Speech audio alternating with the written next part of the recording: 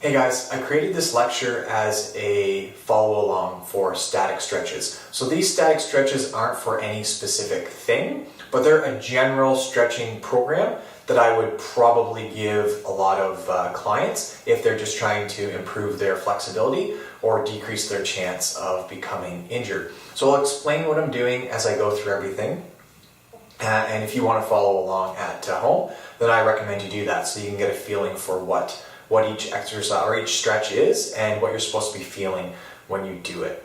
So one of the first stretches that I start with people is a calf stretch. So what you can do is actually hold a shoulders directly over your hands and push your one leg back and then try to push your heel to the floor, and you'll feel a stretch right here on the back part of your leg, which is your calf muscle. So this is a stretch that you might want to do if you're someone who runs a lot, or if you do explosive jumping or explosive weightlifting or a lot of calf raise exercises, then this is a good stretch. Now, most stretches you want to hold for about 30 to 45 seconds. Now, I might shortchange that time a little bit in this follow along just because I want to make sure we get through the most amount of muscle groups, and I can make sure that you're using the correct form. So I switched sides about 10 seconds ago, and that is good. So from here, I would go down onto all fours, and I would do what is called the pigeon stretch next, which is good for the glute on the leg that's bent. So here, I'll do this side first so you can actually see what's going on. So what you do is you start on all fours, you cross your legs behind, and then you push your one leg back as far as you can. So now if you were doing yoga, they would probably have you go down like this, but I prefer to keep people in neutral spine. So what I'll do is actually have you keep your chest tall, and you can see back here we have more of a neutral spine. And you can just keep your arms straight to achieve that. So you'll be feeling that on the outside of your hip, or more into the glute or buttocks area. So that's been probably about 30 seconds, so we'll switch sides. There's no right or wrong as long as you're doing it and you're holding it for about the right amount of time. So a really common question I get is, what if I'm doing a stretch that hurts a joint or something like that?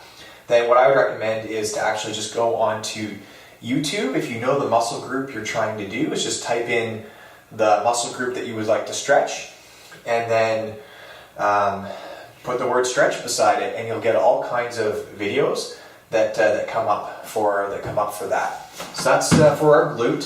So now another common muscle group that I like to stretch is the hamstring. So that's the back of your thigh up here, and there are lots of ways to do this.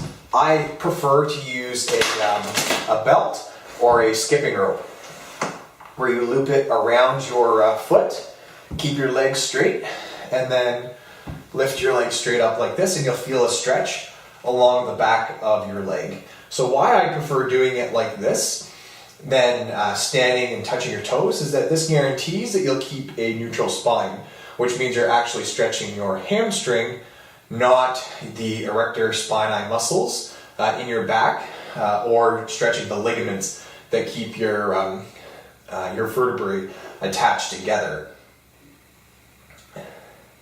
Okay, and then we can switch sides. The same deal. It's important that you can keep this leg bent if you want to, but you will get more of a stretch if you keep it straight. Here, if you have someone that has back pain, you may want to keep this leg bent. You might find that makes a difference. Trial and error is the best way to figure that out. Okay, so we'll say that's good. Okay, so now another stretch that I have people do is the quad stretch. So this is the front of your thigh, and what I'll do is have them lay on your side like this, grab your ankle, okay, point your toe away from your body, or like you're flexing your toe up, and try to touch your heel to your bum and keep your back as flat as you can. So you don't want to be overarching your back, straight back. And we'll hold this for about 30 seconds. So if you're someone that does a lot of leg exercises, or you run or walk or hike or cycle, then this is a great exercise to do because you use your quad for every single one of those exercises. Okay, so now we'll go to the other side. Now there are other stretches that you can do if you're looking for a specific muscle group or stretch to do. You can also leave a message in the box on the side, and what I do is I do read the messages, and if there are some specific things that you'd like to see, then I can do a little video and add it in at the end of the course, so that you can have something to look at, or I can send you to a piece of free content where it's already built and it's a trusted source of information.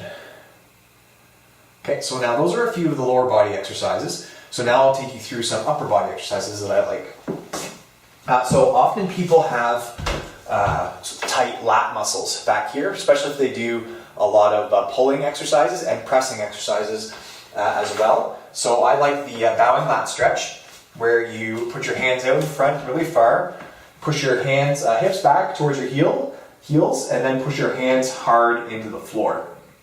And when you push your hands into the floor, it creates a stronger stretch, and you'll feel this under your armpits and into your back right here when you do it properly.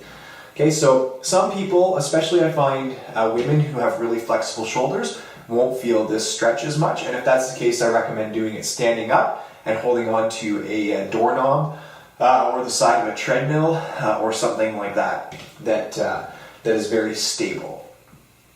Okay, so that's a lat stretch. So now another one would be a chest stretch, where you put your arm straight out to the side and then tilt your shoulder away and then push it down towards the floor, and you'll feel a strong stretch through the front of your chest when you do this. So if you don't want to get down on the floor, you can also do this exact same stretch in a door frame or standing on the wall. Standing against the wall. Good. And now the other side. Pushing your shoulder right down towards the floor and feeling the stretch again right into your chest.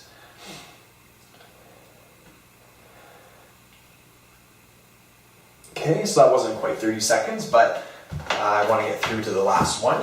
So the last stretch, I would usually have someone stand up to do this, but I want to stay in the frame of the camera. And that's taking your hand and pushing it towards the floor and then tilting your head to the opposite side, so you get a nice stretch through your upper trapezius muscle. So if you're someone that gets a lot of tension headaches, or you have a lot of neck pain, then this might be a stretch that you want to consider doing, because a lot of people use the incorrect movement pattern when they push and they pull, and they end up shrugging a lot, which means this muscle gets overdeveloped.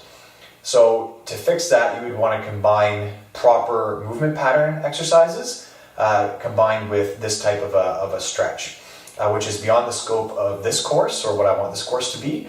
But if you are interested in learning more about that, I can send you a link to a place where you can get that information if you want to send a message in the message box on the side. Okay, so I hope that's been helpful. So remember, we're doing static stretches at the end of a workout when our muscles are the most pliable, and you should probably hold a static stretch for 30 to 45 seconds to get the most out of it. So take care, and we'll see you in the next lecture.